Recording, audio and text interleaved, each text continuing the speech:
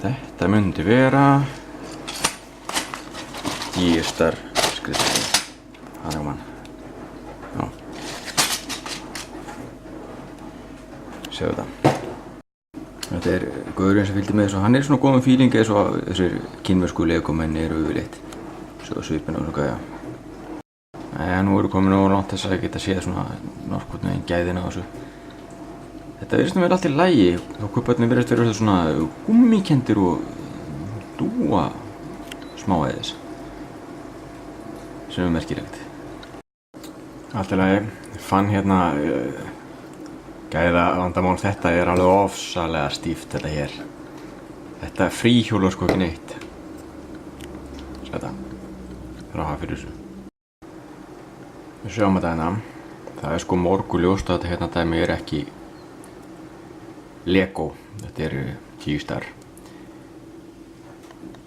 Hlutir falla ekki alveg fullkomlega. Þetta er samt alveg þokkalega kubbar svona ef við getum það að farið. Falla vel saman.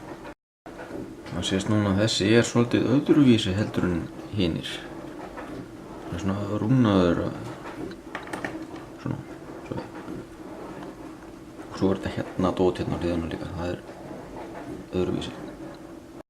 Stundum verður maður að spyrja sig hvað gengur eiginlega til? Hvað á þetta að vera? Þetta rýtur svo apparat þess að vísa en flugur.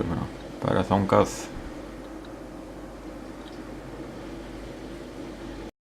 Jú, þetta er allt í lagi, þetta er alltaf ekkert stórt en þetta var alveg góð dýrt.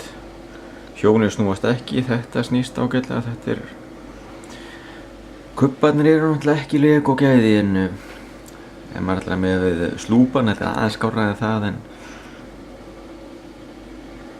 en ekki mikið meira.